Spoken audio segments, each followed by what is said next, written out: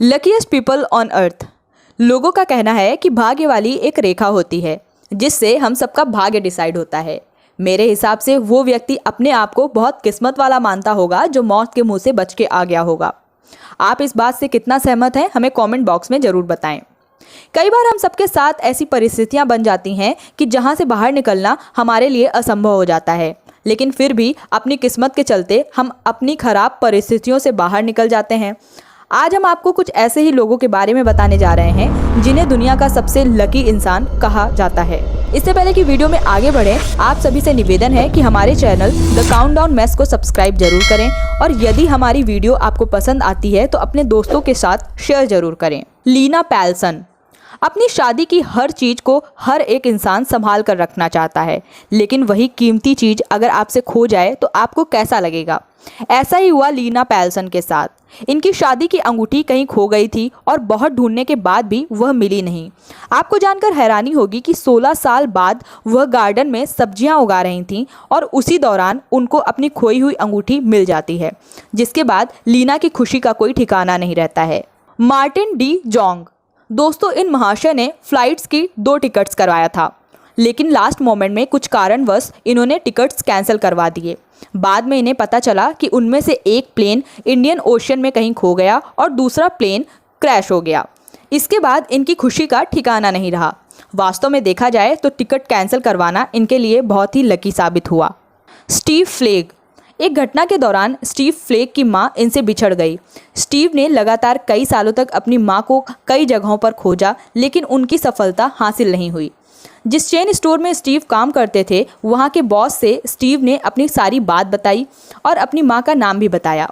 Steve की मां का नाम सुनते ही बॉस ने कहा, इस नाम की महिला मेरे दूसरे चेन स्टोर में काम करती है। जिसके बाद सालों से बिछड़ी स्टीव की मां उन्हें वापस मिल गई। तशुटोमो यामागुची। दोस्तों, यह जनाब इतने लकी निकले कि ये एक बार नहीं बल्कि 2 बार न्यूक्लियर अटैक से बच निकले। यही नहीं, पहली बार जहां विस्फोट हुआ वहां से ये सिर्फ 3 किलोमीटर की दूरी पर थे। जाको राखिए साइयां, मार सके ना कोई, ये कहावत इन पर फिट बैठती है। जुलियाने कोइपके। भाग्यशाली इंसानों की बात ही हो रही है तो हम इन मोहतरमा को कैसे भूल सकते हैं। बात 1971 की है। जुलियाने जिस प्लेन से सफ़र कर रही थीं, वह प्लेन अचानक क्रैश हो गया। उस समय जुलियाने की उम्र केवल 17 वर्ष थी। कई दिनों तक जंगल में रहने के बाद इनको लोगों ने बचाया और हैरानी की बात यह है कि उन प्लेन में जिंदा बचने वाली इकलौती जुलियाने ही थी। जॉन जिंथर। दोस्तों, किस्मत हो तो जॉन जिंथर जैसी। लॉटरी के मामले में शायद ही इनसे भाग्यशाली कोई और हो।